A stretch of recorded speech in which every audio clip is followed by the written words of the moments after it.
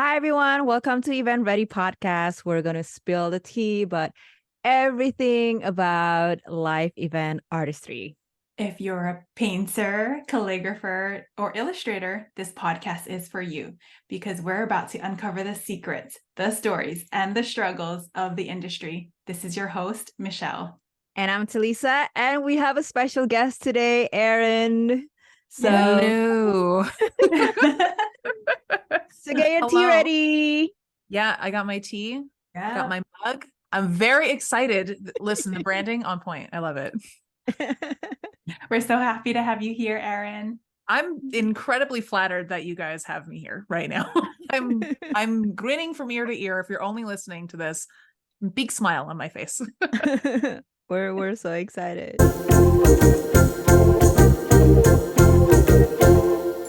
All right, so this is our fourth episode. So excited that we have Erin Neilson here from Neilson Letters joining us. We're gonna talk about pricing, which is a lot of people have questions about. Very hot topic. Yep. But before we get into all the fun, let's introduce Erin. Yes. So Erin Neilson is the creative force behind the Montreal-based Neilson Letters calligraphy. You might recognize her as the calligrapher with the fun short hair. Over the past 7 years, she's continuously honed in her calligraphy, personalization, and artistic skills through 25 plus different classes, workshops, multiple calligraphy conferences.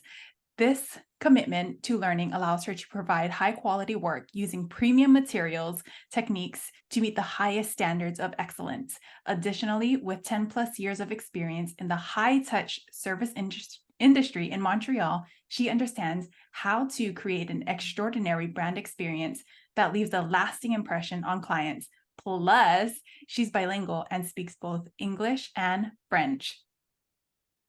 So Erin started her business in 2019. She had the privilege of collaborating with incredible brands like Chanel, Guerlain, and Louis Vuitton, and I know so many more.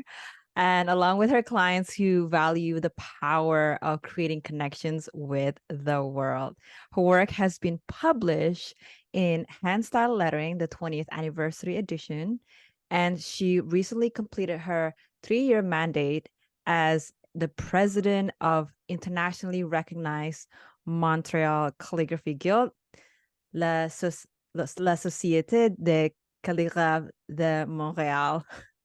In 2019, she also earned a professional and personal coaching certificate, the PPCC. Sorry, the personal and professional coaching certificate from Concordia University, making her the perfect accountability buddy for creative entrepreneurs seeking clarity and confidence to achieve their next big goals.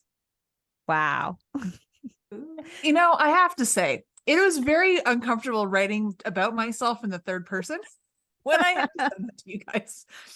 And hearing it, I'm like, I feel very egotistical, but also it's all true.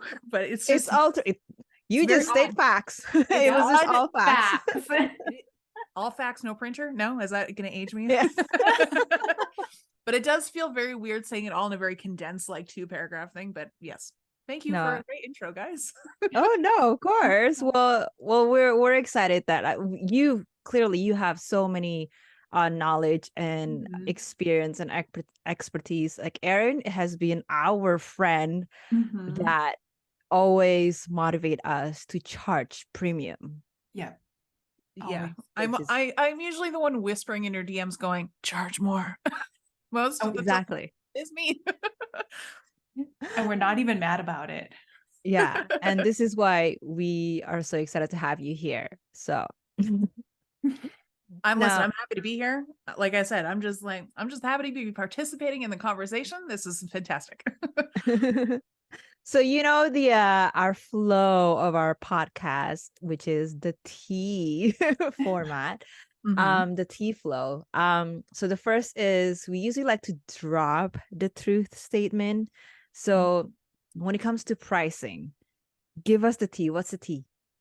The T, the truth statement. Charge confidently. Ooh. Gotta charge confidently. Yes. Sounds easier than said. Yeah, easier said than done. There are Yeah. some tips and helpful little tools that you can use to do that. But yes, Mhm. it's tough. It's tough. I will also be very transparent about that. Charging confidently is tough, but we're here to discuss how it can be a little easier, hopefully. Yes. I can't wait to get into it. Yeah. So with that in mind, we're gonna ask you some questions. I'm ready. Okay. So now that we know the truth, the tea, let's get into all the questions.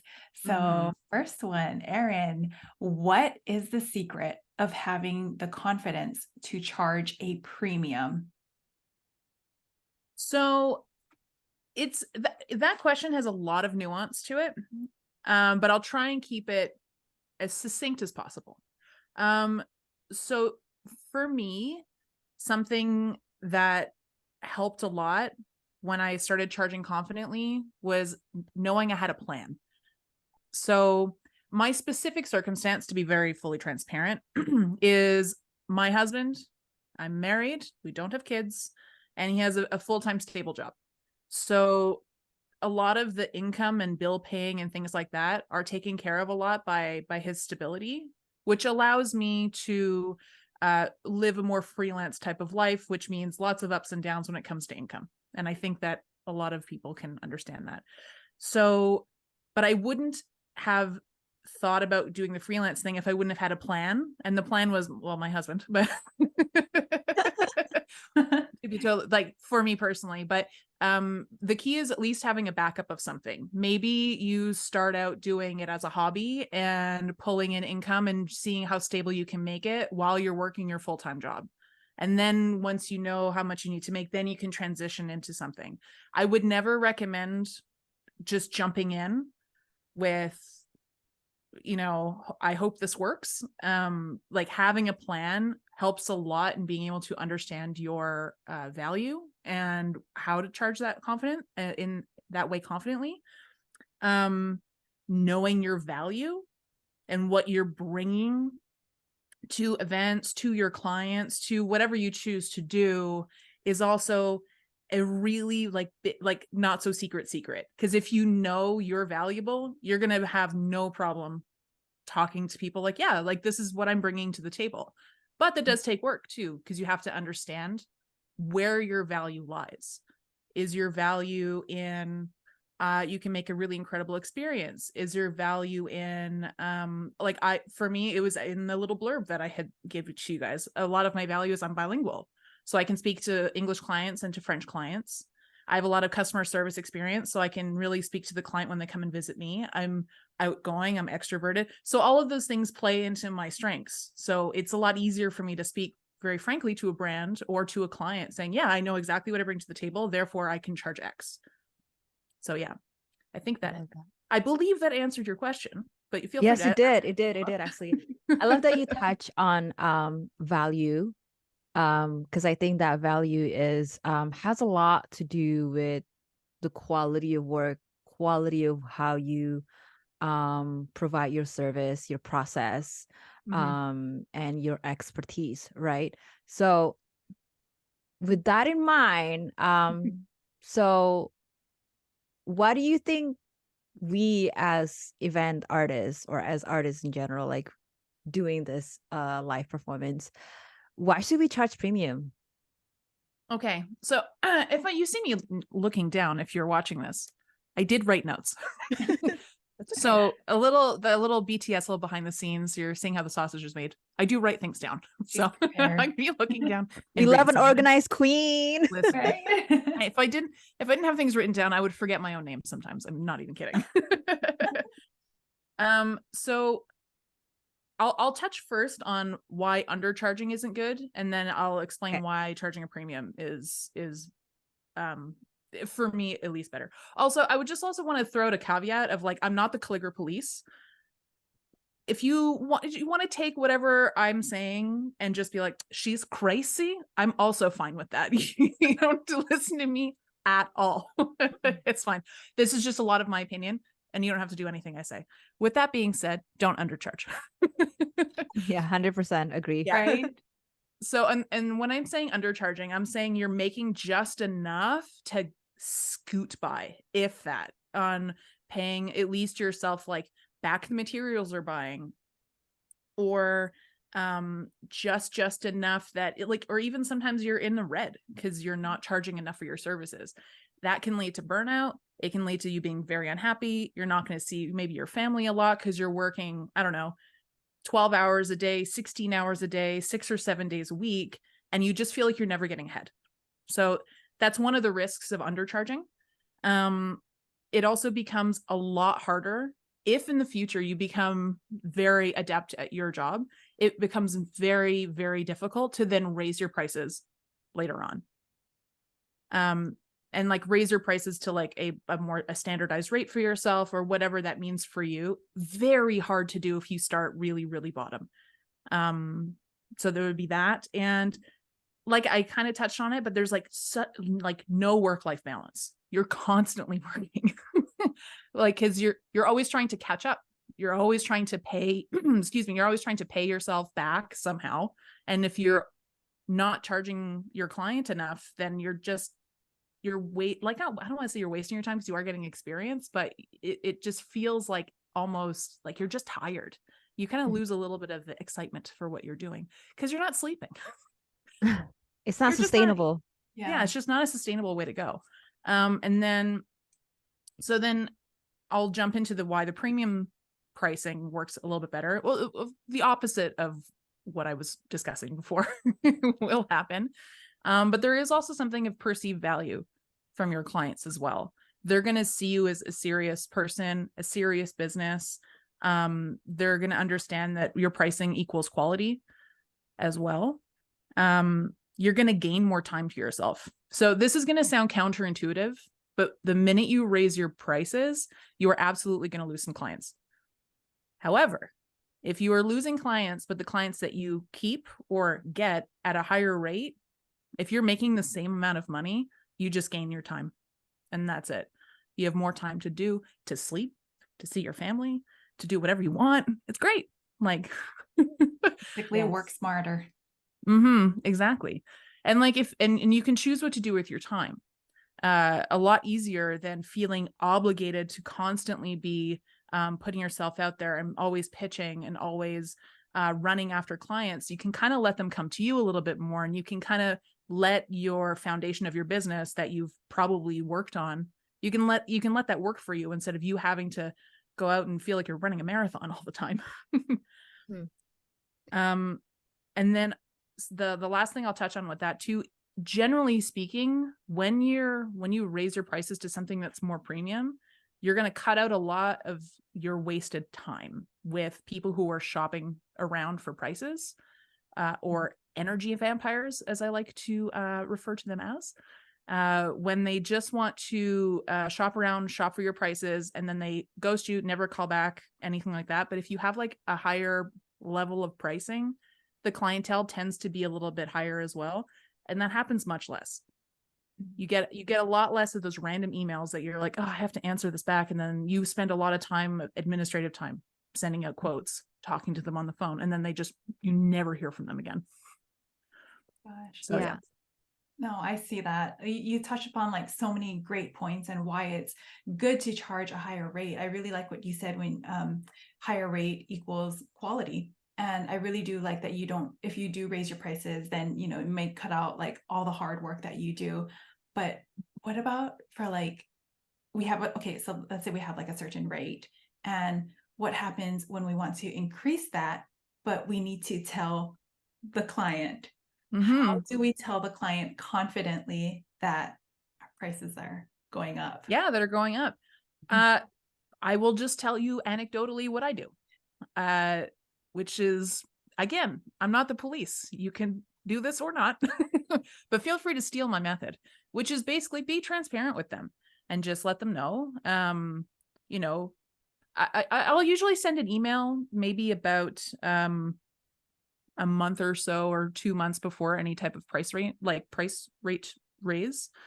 But you can do it, you know, if you want to do it once a year or once every 6 months, however long your particular I don't like cutoff would be for when you know you're going to be raising your prices. Is I write an email. Hi, for this service, moving forward will be X price moving forward. Here's a list of what I can do for you. And you can send a little PDF with your services, maybe with a little presentation that you do, just so they know that it's not just a random email that they're getting on a Wednesday morning. This is like my business. I'm taking this seriously. Like moving forward, this will be that. For the holiday season, this is my services. These are my rates now. It doesn't have to be too scary. You just have to be transparent with them. They're businesses too at the end of the day. You know, they raise their prices. I don't see why I can't. Yeah, we never like, you know, complain or ask them like, why did you raise your rate? Even though like, you know, onions now is like, you know, That's this what I'm month we saying. all collectively understand everything's more expensive. When I have to pay $1 for a pepper, that's wild. Yeah, so in case you are wondering, Erin actually have email templates, and one of them includes what to say when you want to It does. There's a Yes. bunch of raise your rate. Yeah. Yeah. I Yes. use it all the time. Yeah, they are basically some crowdsourced emails that from like friends of mine who'll be like, I need help writing this email, and I would just be like, okay, and then I just compiled a lot of them into documents or for myself, and then I was just like, okay, I feel like people might need this. Yeah. I happen to be one of those friends. I didn't want to name any names, but yes. So I kind of want to go back a little bit Yeah, of because course. you know when we talk about the value and then you know you're charging premium, what about quality wise? You know, Mhm. in the previous episode we talk about like how do you know when you're ready, Yeah. then you can charge premium. Mhm. Now obviously there's like a lot of nuance and whatnot in terms of like, you know, if you're just starting, you know, if you just pick up the skill, say like 2 months ago, should you be charging Yeah, as high I as someone who's been doing this for 10 years, you know, like yeah, stuff yeah, like that? What do I you have any I understand comments what on you're that? saying. So Yeah. I think that it's a hard question to answer, to be totally honest, because there's so many exceptions. Because I know that there's a couple people who like will pick it up in 3 months and they are incredible. And I'm like, wow, how did you do? So like giving a timeline for it, you should only do this by this time frame is difficult. It's a difficult thing to answer. I will say that if you can, I would always recommend at least taking a class in like some type of classical hand. This is Even for if you, calligraphy. yes, for Yeah. calligraphy specifically, yeah. I would say right, because this is for all live events. Sorry, I'm a calligrapher, so my brain automatically goes to No, writing. yeah, for sure. I would say honestly, like at least take a class from someone who has done, like who teaches a classical hand, either online or in person would be even better, because you don't know what you're doing wrong until you have someone pointing it out to you, because you don't know what you don't know. So people like, and I love a modern calligraphy. Talisa, I think you started with modern calligraphy. Yeah. Like this is totally great. And a lot of modern calligraphy is based in copperplate. So I would recommend taking a copperplate class so you understand the rules that you're breaking before, and not just doing it accidentally. Because I see that sometimes a lot too, where it's like you want to be creative, and that's incredible and that's amazing, and I love that you want to like really get into it, but you know, when you're changing all of the things and all of the rules that you don't know about, all of a sudden you're like, oh, is that I'm losing a little legibility, it's maybe looking a little messy, like that type of thing. So I guess my thing would not be to gatekeep it, but more like try and find a class. Don't just do like modern and pick it up right away. Try and do at least one, like traditional script class of like copperplate, maybe a Spencerian if you can find it. Do that. Figure out if you can. I think, what class did I take? And You took so many classes. I know I've taken so many. That's good though. This is what I'm we like want. obsessed with taking classes. Yeah, you should be. You should be obsessed. Yeah. Being like a successful means like you should be obsessed in like always I improving just your want to skills. learn Yeah, all, always shove it in learning. here. I might not be able to execute them all, but they're hanging around and rattling around in my brain a lot. So that's always fun. But there was one I had seen, and like the teacher had told me, like, if you need to know how to find your own mistakes in your work. And once you know how to see them and then be able to correct them, like that, maybe then you can transition into doing something in front of people. So I don't know if that is, it's a bit more of a nuanced answer, but I think that might not say you have to do it for X amount of months or an X amount of years before you do it. Is whatever you choose to do, if you can practice it, then you can see where your mistakes are and then you can correct those mistakes, then you can probably do it live. Yeah, it's definitely aligned to what we've talked about in our previous episode, specifically on calligraphy. So I'm glad that you brought that up as well. So thank you. You said it so nicely. Yeah. I remember talking about that in the previous episode. Mhm. I never want to discourage people from also pushing themselves out of their comfort zone either. But I you know, there is a line somewhere in there, and it's kind of gray, and it can kind of move depending exactly on who you are. So Yeah.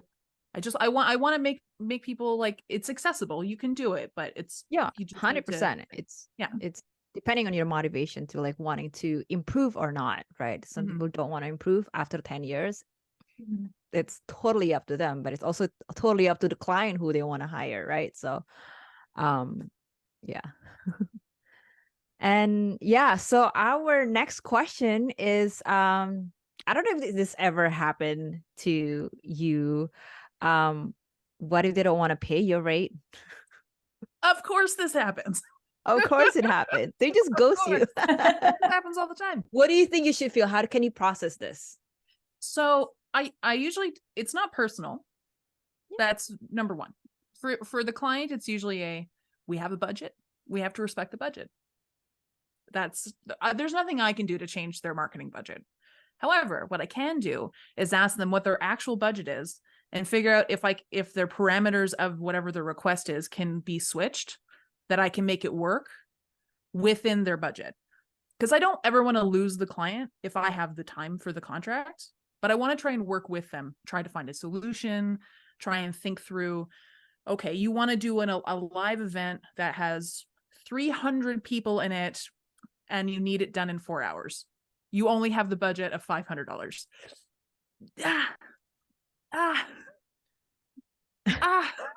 That's This painful. this becomes difficult. This becomes hard. However, maybe you have a very limited list of VIPs that you would like something personalized for them, maybe it's an in-studio thing in which I do this limited list of VIP things. I give this to you, and then they are there when the clients arrive at said whatever event. You know what I mean? Like, you can be a little creative. Ask them, hey, maybe not this time, maybe for next time. Maybe there's something else you can do that's a little bit bigger. Now that you know my pricing, keep me in mind for whatever it is. Like, you always want to keep a dialogue open. I never want to say no. I want to find a solution. Sometimes it doesn't work, to be fair.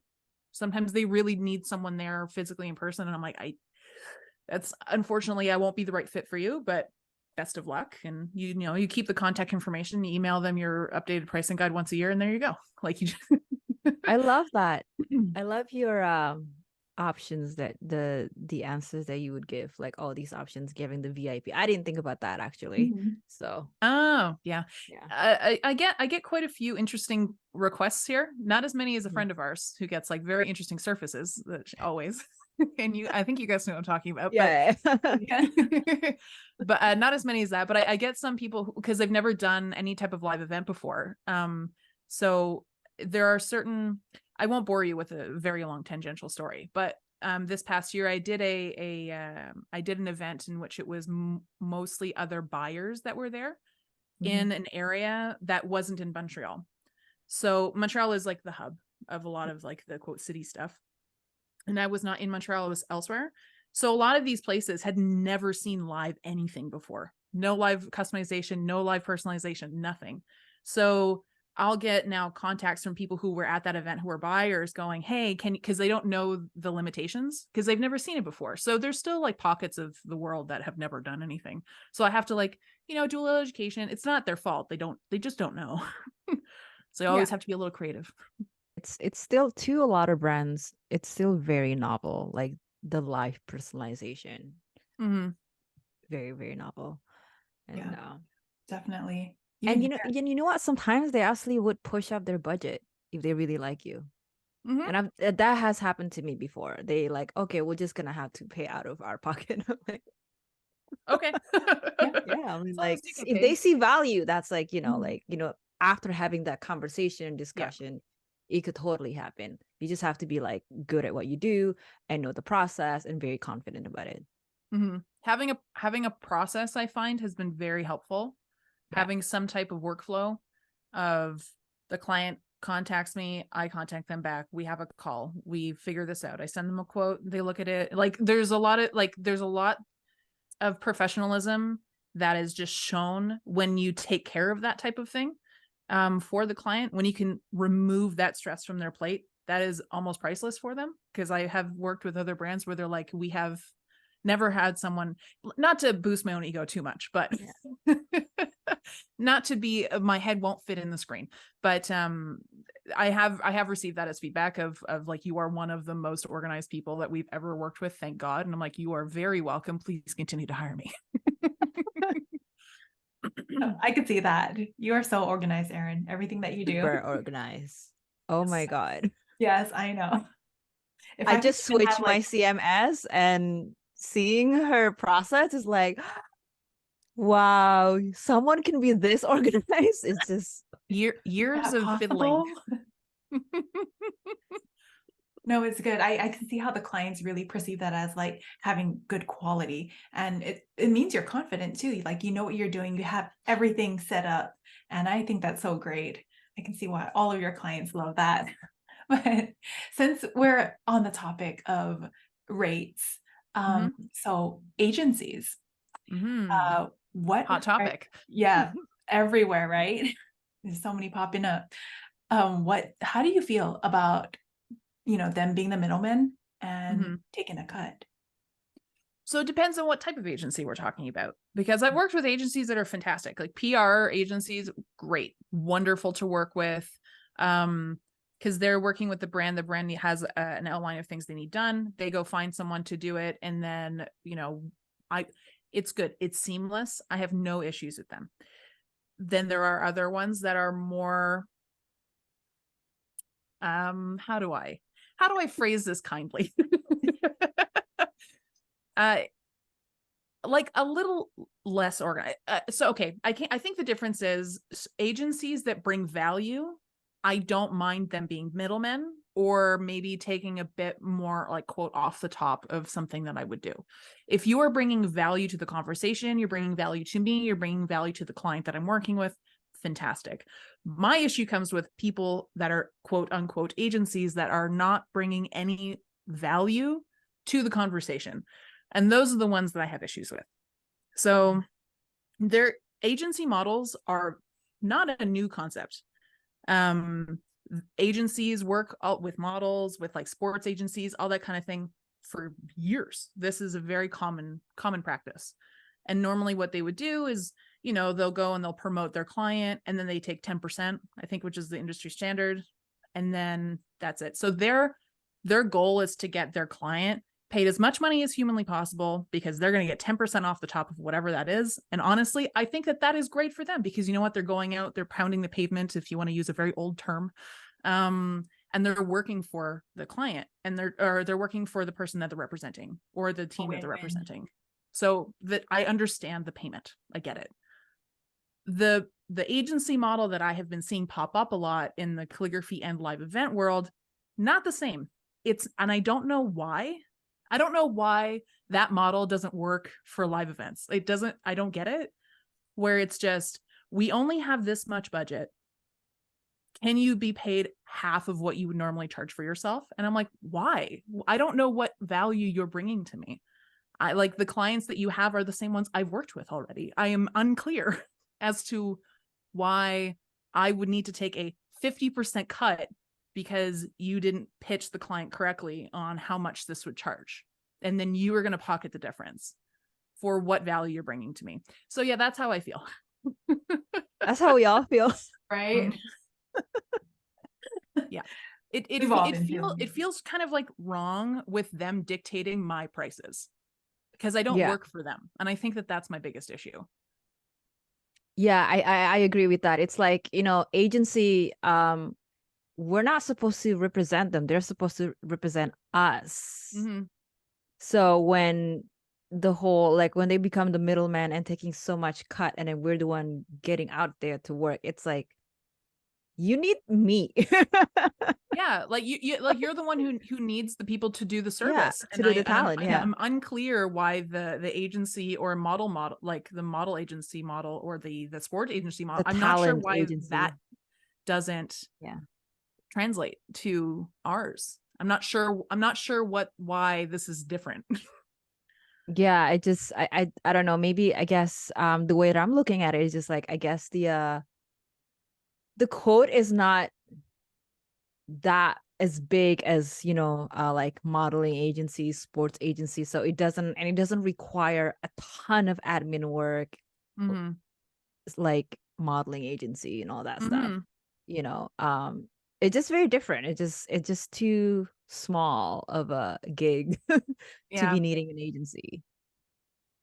But I'll work with PR agencies all day, every day. Yeah, those are great. Oh, those are actually because they actually coordinate. They're like producer of the event, right? So. If there are any Montreal-based PR agencies listening to this right now, I am open to collaborate. Just a little mild ad for myself. Yeah, there's so many PR agencies out there, so yeah, and then they move around too. So yeah, exactly. Yeah. And they're always looking. That's perfect. That's nice. I throw my name out into the universe and then. Yes.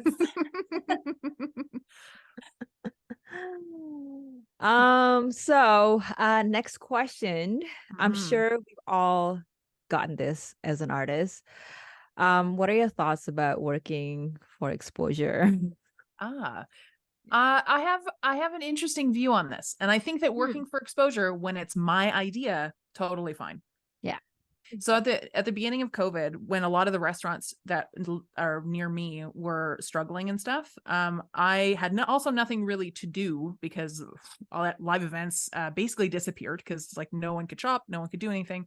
So I was like, I want to practice. I want to work on bigger surfaces and see if that's something for me. I would like to do maybe some menus. So I reached out to a few local restaurants that are nearby. I'm like, hey, if you feed me, can I do your menus for you? And they're like, sure. So I did like an 18-foot long, huge menu from like a local restaurant and another one that's like at a local cafe. And I did a few of those around town.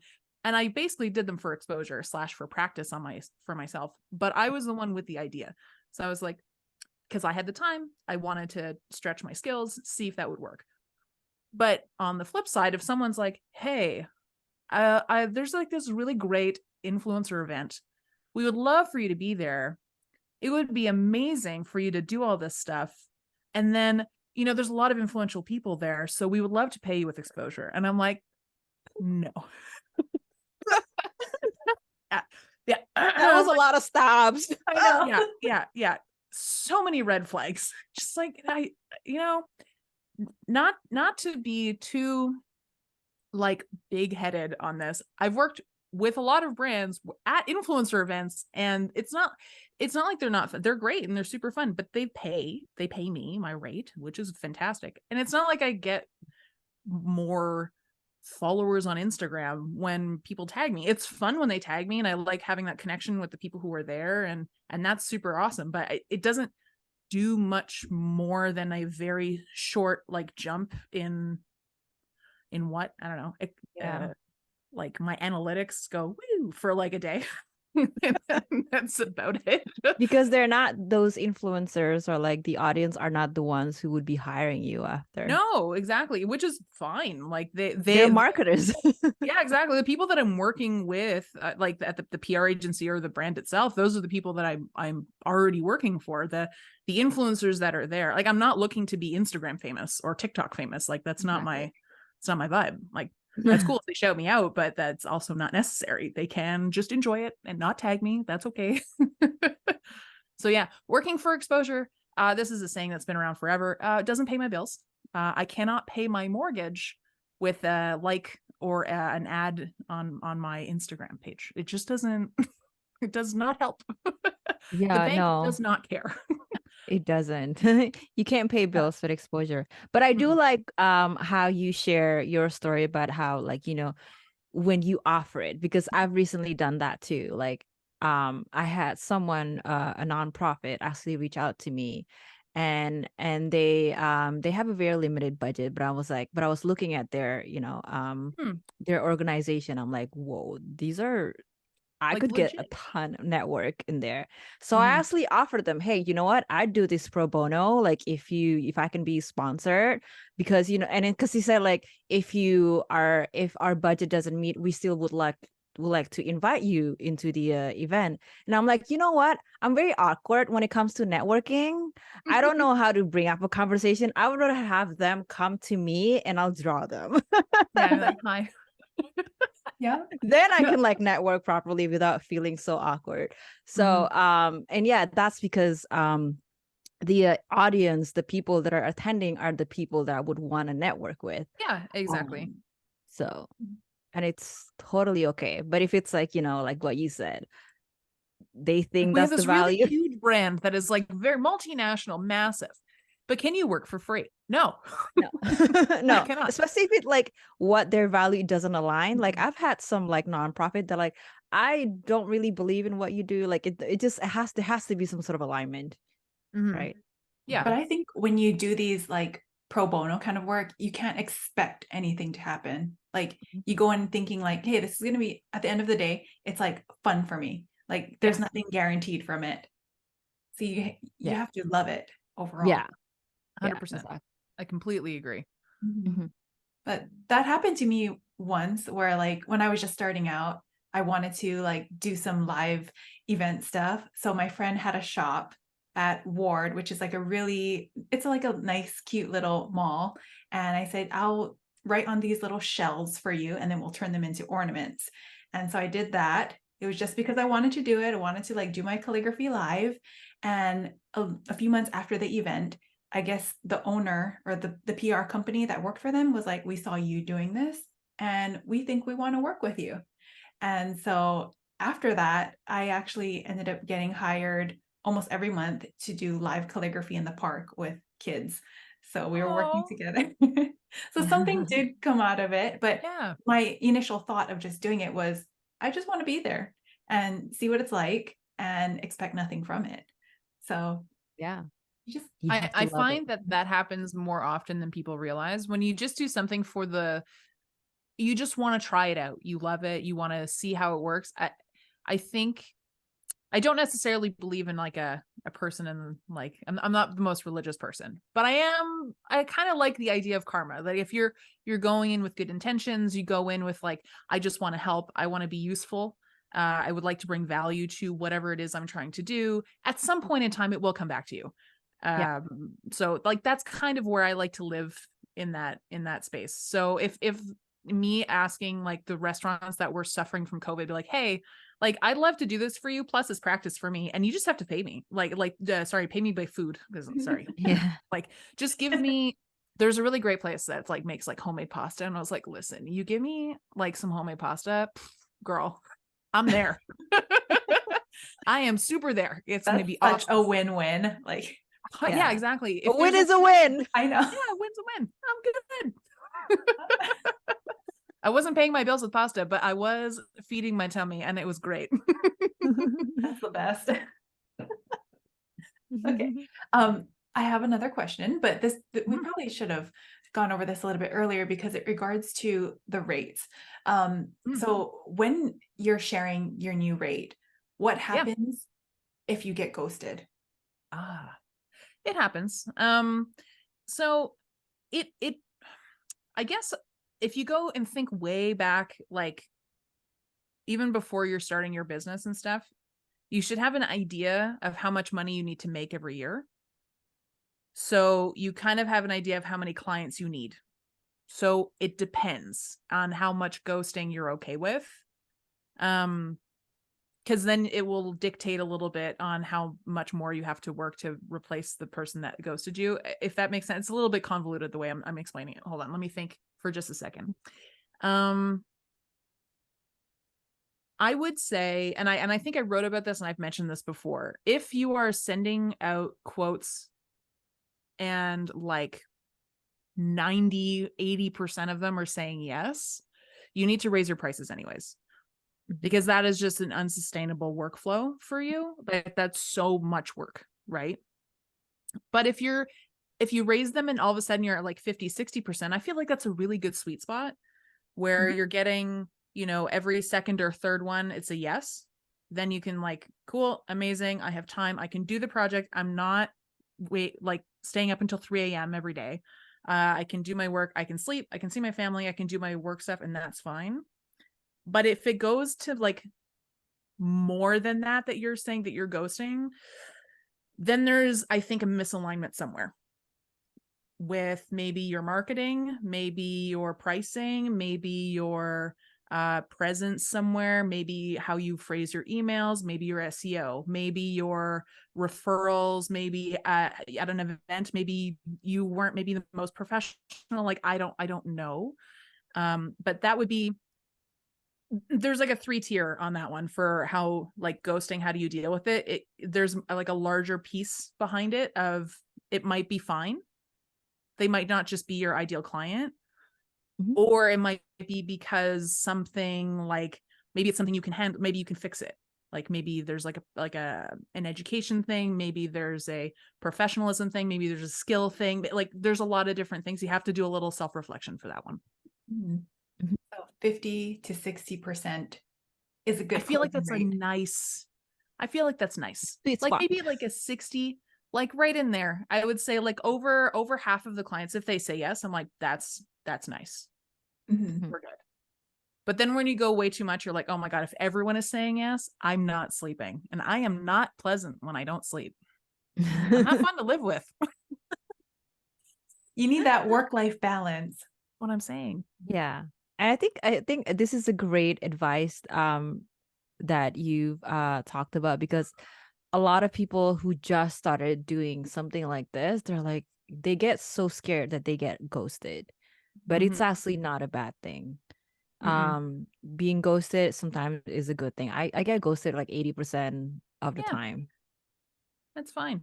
It's and like totally if you're okay. really worried about it, you can always just follow up. I mean, the worst thing they do is like ghost your second email. Like, it's really not that bad.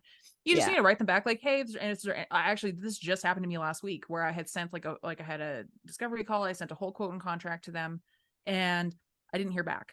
And if there was going to be an event, it was going to be somewhat soon, within the next 2 to 3 weeks. So it's like, okay, well, let's see. I'll throw a little, hey, want to check if you got my email. How do you, if there's any questions or comments about it, like I'd love to discuss them with you. If you can let me know by the end of next week if something will be moving forward, that would be great. Thanks. It doesn't need to be long and arduous. You can just be very direct and be polite, obviously. And she wrote me back the next day and was like, hey, we're putting the project on hold. Thanks a lot, though. We'll keep in touch. Great. Like, that's all I need. Yeah. That's it. Simple as that. Yeah. And if I don't hear back, okay, that's okay. It's okay. We forget. There'll be more. But then you still have their contact information in which you can send them. Then you still have their contact information. You can always just reach back out to them during maybe another holiday season. Just send a little email out to people, little feelers, maybe in like August or something of the next year for like holiday seasons coming up. It sounds like it's not, but it is. And you just like plant the little seeds, you know, as you're moving through your year. That's fine. Yeah. Love that. So our last question is so when it comes to pricing, this is for for those who just starting, or maybe you've been doing this for a little bit. What are some common mistakes that event artists makes, and how can they avoid those mistakes? The biggest mistake is a big word, and I don't know to use the word mistake, but I would say the biggest I wouldn't do is just looking at what your competition is charging and charging the same without understanding the reasoning why. I feel like that is, and that's usually what most people do, like myself included. When I first started, I'm like, I don't know how much envelopes I should charge. Who is doing envelopes near me? How much do they charge? I will do the same. And I didn't, and that was it. I didn't do any other research other than looking at what else was out there and then went, cool. But then I was like, this doesn't make any sense. And then I would always hear charge your worth. And I was like, I don't know what that means. I don't actively know what charge your worth means at all. That's not math. That's not a number. That is not anything. That means nothing to me.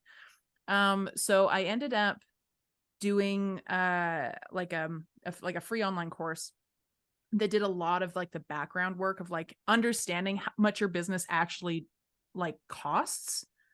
And then from there, you can break down like what you should be charging for certain services or for product or for whatever you're doing. It's like a fairly basic formula, but the understanding the overall price of your business and then breaking it down to like working backwards and being like, okay, if this is the cost of my business during the year and I need to pay that, awesome. Just paying that back, I'm like, I need savings. I want to go on vacation, so I need to charge more than just that. Then I also want to be able to reinvest in my business. Great. So I need to add more. So then you have like a number at the end. You're like, great, this is the actual number I need to be making by the end of the year. How do I get there? And then you can work backwards and figure out, okay, if I need to make this, then I need to be charging that. And understanding that process it's so empowering versus just going, I don't know why I'm charging this, but this is what everyone else seems to be doing. It takes away a lot of your agency.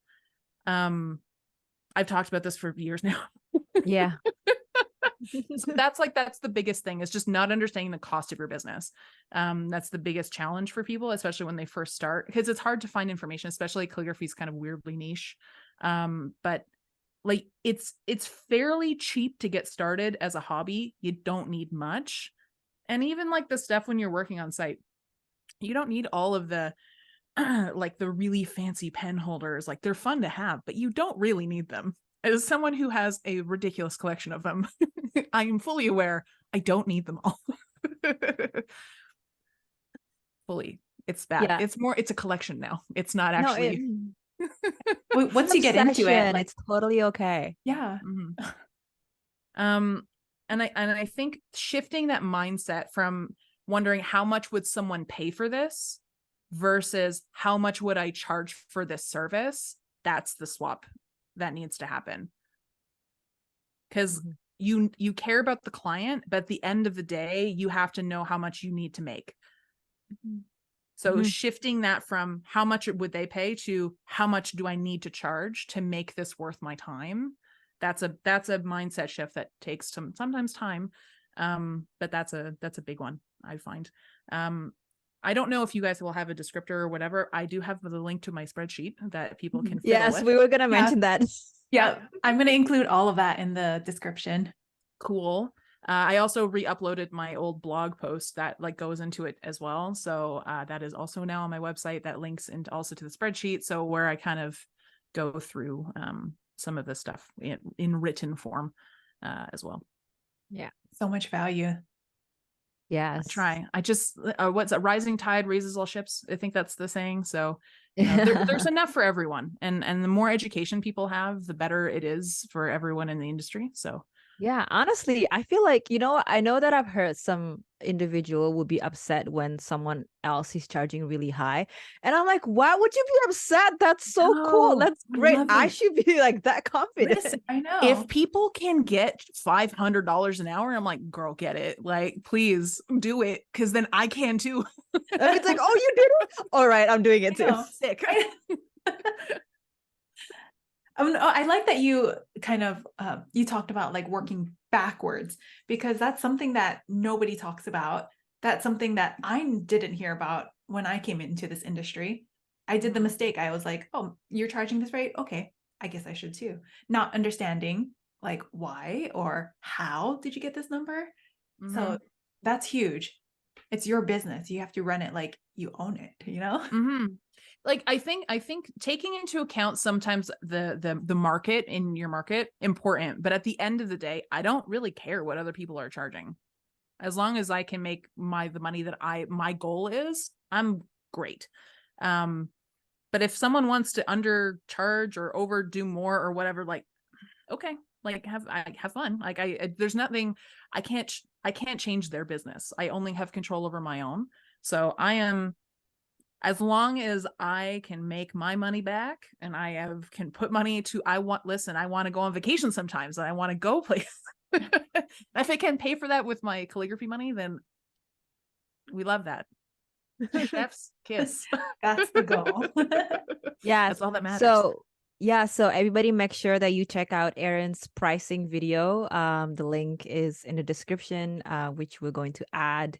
There's some CTA there, so go follow it, do it, so then you'll know what to charge. Yeah, it'll be helpful. Knowledge is power in this type of thing. Understanding where those numbers come from is only going to help. And even if you redo it once a year, which I usually do, especially at the end of the year when you figure out exactly what your prices were for the past year, all of a sudden you're like, whoa, this is something I missed. And it's okay to be wrong, and it's okay to mess up, and it's okay to not know everything because you don't know what you don't know. So and that's okay. So I give you permission to mess up.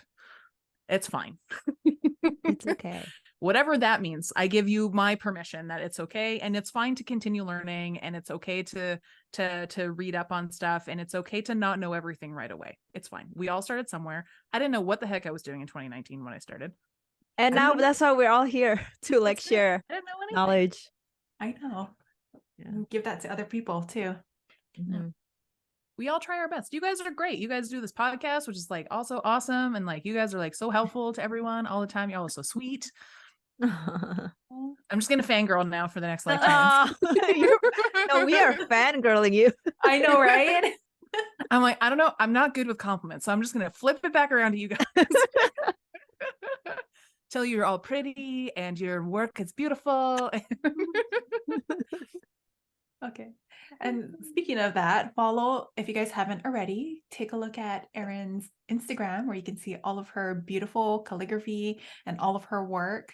So all of that will be in the description, and we'll have like everything that we went over in there as well. Talisa, is there anything else?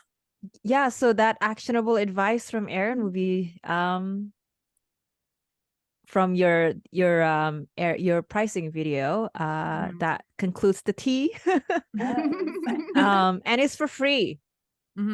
This information is given to you by Erin for free, so make sure you just education, man. So yeah, watch the video. My actual advice: watch the video, do the spreadsheet. It will be helpful, I promise, in some way, shape, or form. And the things that are not free are just, they're in my shop, but they're very reasonably priced, which is my email templates if you want. And then I have a self-coaching guide in there as well. If you want to, if you're feeling like you're a little stuck, you don't want to do the investment with a coach, totally cool. Try doing that one. See how that goes. I have that. I love that one. Yeah. Erin, there's questions. I recently in there. rejudged it. It's full of flowers now, so it's much nicer, much more aesthetic. It makes you want to write in it. Okay. All right. So Erin, thank you so much for being here and sharing all the pricing tea with us. Thank you for having me. This was very exciting. Yeah. So this was such a good conversation. So thank you.